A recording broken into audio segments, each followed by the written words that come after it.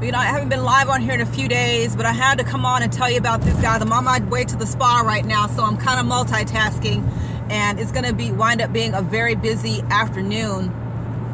But definitely got to get your spa day in. If you don't take some time to take care of yourself, you wind up, you know, just totally burning out. But I've got to talk to you about this because I just had the worst dentist visit ever. Okay, really, the worst dentist visit ever. And we're not talking about getting dental work done. I'm talking about just the whole experience, right?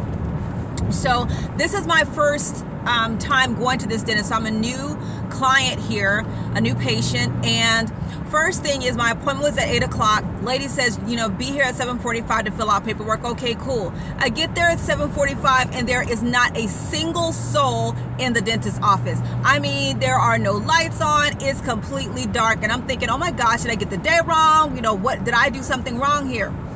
Check the calendar, all that, everything is cool. Nobody's at work right now. All right, cool. So everybody starts showing up at about 8 o'clock.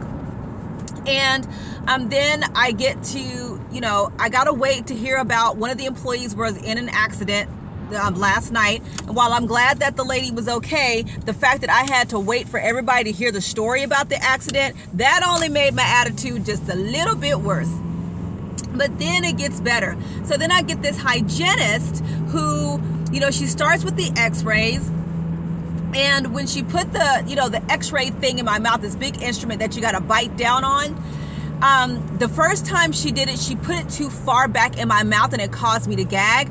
So instead of her apologizing, she goes to get this spray and say, okay, well, this will help with your gag reflex. And I'm looking at her like, if this ain't my first time, right? This ain't my first time having a dental x-ray done. How about you not try to shove the thing down my throat? But I didn't say that. That's just what I thought. All right.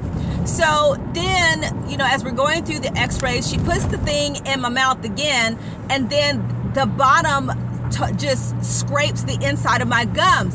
And you know, it was so bad, I pulled the thing out of my mouth.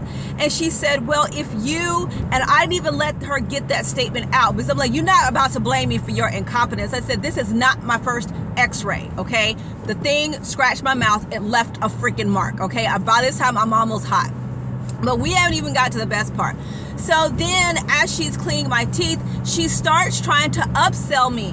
Well, you know, you can get some porcelain veneers here. You can get, you know, an implant here and all this other stuff. I'm sitting here like, you guys haven't even talked to me. Haven't asked me, are my teeth working fine? Nothing. All of a sudden, you're just going to start trying to sell me on this cosmetic dentistry. And I'm hot, right? Because you're already behind. You're late, you're rushing, and when she was cleaning my teeth, she scratched my face with the instrument. Did she apologize? No. All she said was, oops, oops.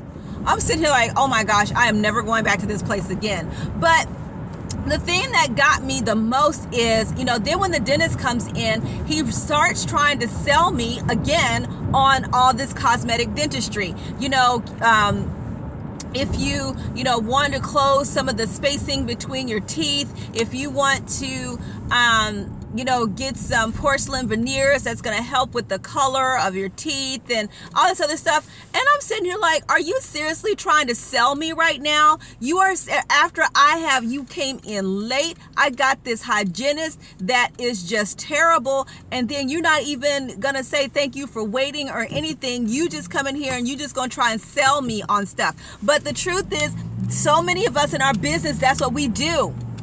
We try to sell people on the first go around. You haven't gotten to know them. You haven't asked any questions. You don't even know what kind of problems that they're having in their lives to see how you can be of service to them. You just come and tell them what you want them to hear, and you say, okay, well, you need this, this, and this. And I'm sitting here like, I'm looking at this dentist like, dude, I don't want any of that stuff, right?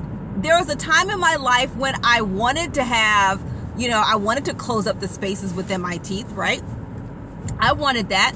But after a while, after so many dentists told me, no, I'm like, cool, I'm done. So now you're going to come and talk about, well, do you want to, you know, if you want to do this or that and the third, and I'm sitting here going, you haven't even talked to me. You haven't asked me my experience. Do I have any problems? Any of that stuff. You just going to come sell.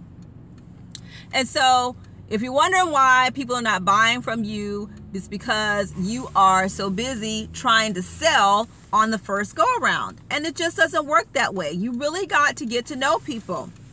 And, you know, and for these people, gosh, they really believe I'm going to be coming back there in 6 months for them to work on my teeth. I'm not going back there again. That will be my first order of business today when I get back home from the spa, is to find a new dentist, because I just can't with these people. Because if that chick comes back in my mouth one more time, I think I'm gonna have to invite her to the parking lot. It was a completely horrible experience, okay? It really was. I'm not gonna say where it is, but the point is, it was horrible. I won't go back there again. But at the same time, it made me think about how often we business owners try to sell people when we don't even know what problems that they're having. We have not built any type of relationship with them. We just want to go sell, and then, you know, we wonder why people aren't buying.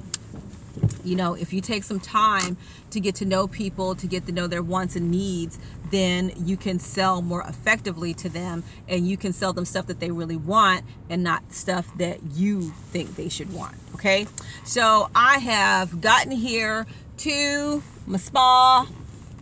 Now I got to find a parking spot up in this tight, I mean, it's tight up in here, y'all. Can I tell you that? It is super tight up in here. But nevertheless, I have a parking spot. I'm excited. I'm excited to get my spa day on. I will talk to you all later. Bye.